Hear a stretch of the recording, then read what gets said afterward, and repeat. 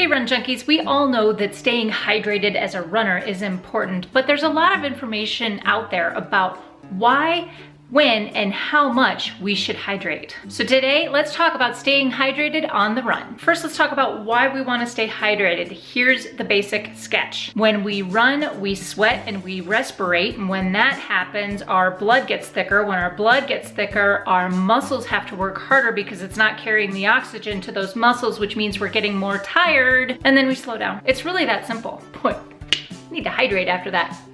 For training runs lasting longer than an hour or for runs that are particularly intense, you want to bring a bottle of water with you. But a topic that seems to be up for debate is how much should you be drinking during your run. Now, drinking too much water during running can cause some GI distress or even something called hyponatremia. What that means is that your blood sodium levels are becoming too low because you're diluting it with too much water. And drinking too little, of course, can cause dehydration and overheating.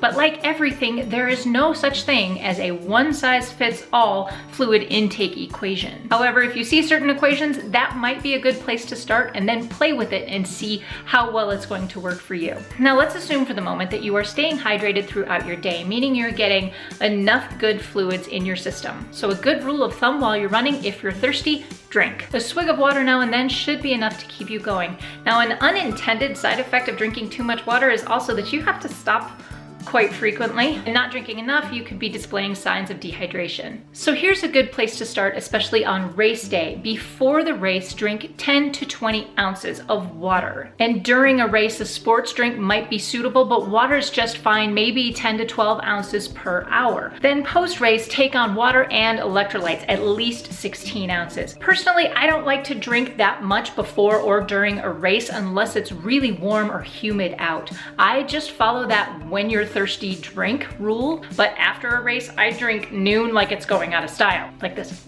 Now, the next question is, what should you be drinking? The easiest and most obvious answer would be just plain water. However, when we get into the topic of sports drinks, the answer becomes less clear.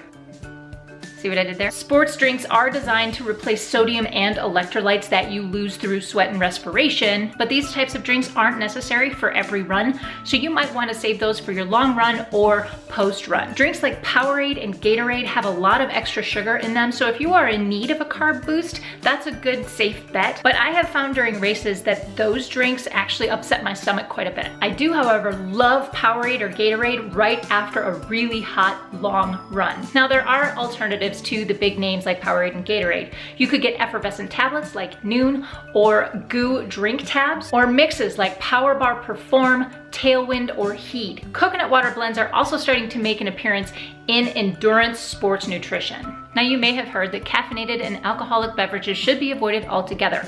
While yes, that is true, there are a couple of points that you could argue. If you are a regular coffee drinker, meaning that you enjoy a cup or two of coffee, or if you're like me, more than that, every morning just to get your day started, and you've been doing that forever, doing so in the morning is not going to adversely affect your running because you've been doing that for so long and your body has adapted to that caffeine intake. However, if for some reason you have increased that caffeine intake for the last few days, you might start to feel a bit dehydrated. So before race day, just back off on that caffeine again and you should be ready, especially if you are compensating with regular water or sports drinks. Obviously, we know that drinking alcohol to excess the night before race day is a bad idea. However, a glass of wine a few nights before isn't really taboo, but make sure you're compensating for that in your hydration levels the next couple of days before a race. Now, the last question I want to ask is, how do you carry your hydration? Now, this could be its own video because of the wide variety of hydration options you have, but basically find something that's comfortable for you. Hydration bottles come in every configuration, such as handheld bottles, waist packs, bladder packs, or harness packs. Whatever you use on your training run, make sure it's comfortable for you and does not compromise your running form. So that's it for my tips and tricks about hydration today. My question for you today is this: what are your favorite products, either drink mixes, water bottles, or packs? Please leave your comments in the box below. Give me a thumbs up if you like this video. It really helps out the channel. And please subscribe for more tips and tricks from Running with Grace. That is it for me today. Thank you so much for watching. Get out there, go find your awesome. We'll see you next time. And until then, happy running.